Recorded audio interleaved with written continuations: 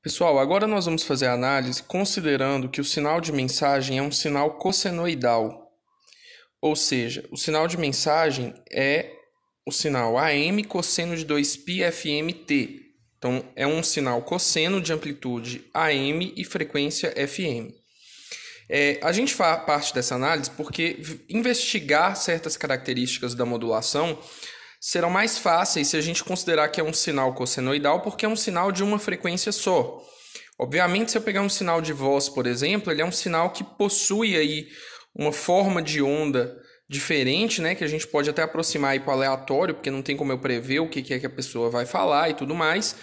E isso faz com que seja um sinal que possua várias componentes de frequência, né? Enquanto eu estou falando aqui, a minha voz ela está oscilando entre graves e agudos e aí percorrendo várias componentes de frequência.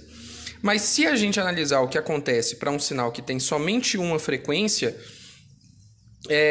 algumas análises elas podem ser levadas também para o caso em que a gente tenha mais de uma componente de frequência. Então, por isso, nós vamos fazer a análise considerando isso aqui. E aí eu vou fazer uma análise aqui com vocês da largura de banda e do índice de modulação, tá?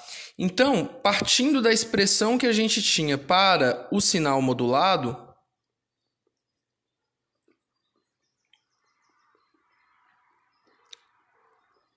então essa foi a expressão geral para o sinal modulado que a gente investigou, eu vou agora substituir o sinal de mensagem por o sinal cosseno que a gente estabeleceu. Então, no lugar de M de T, eu vou colocar AM cosseno de 2π FMT e mantenho o restante. Certo? Bom, pessoal, então, o que acontece? Nós vamos tomar essa parcela K vezes AM e vamos considerar que ela seja uma outra variável agora, é a variável expressa aí por meio da letra grega μ, e é o que a gente vai chamar de índice de modulação, tá? Ele recebe esse nome aqui para essa modulação especificamente porque alguns parâmetros vão ser função desse índice de modulação, né? Então, algumas relações de potência, eficiência, nós vamos calcular a partir desse índice de modulação, tá? Aí eu gostaria de lembrar vocês do seguinte, tá? Se a gente toma aqui esse índice de modulação, que é igual a K vezes AM, nós tínhamos lá um pré-requisito para a modulação AM/dSB, que Ka vezes M de T em módulo tem que ser sempre menor do que 1. Ou seja, o maior valor do sinal de mensagem em módulo aqui, considerando vezes, a constante de sensibilidade tem que ser sempre menor do que 1. No caso de um sinal senoidal, o maior valor em módulo do sinal de mensagem é a própria amplitude do cosseno, né? Tá? Porque ele pode atingir esse valor tanto positivo ou negativo, mas como eu estou falando em módulo, tanto faz. Então, Ka vezes esse valor aqui de AM tem que ser menor do que 1, ou seja, o índice de modulação tem que ser menor do que 1 sempre, tá? Porque senão ocorre aquele problema lá da sobremodulação que a gente falou. Fazendo agora a análise de largura de banda. Nos slides de vocês, essa análise ela é feita para um sinal com uma componente de frequência apenas. Mas vamos voltar lá para aquele exemplo que a gente viu da construção aqui do espectro do sinal modulado. E aí reparem que é o seguinte, qual que é a definição de largura de banda ou de largura de faixa, né, ou da banda que o sinal ocupa?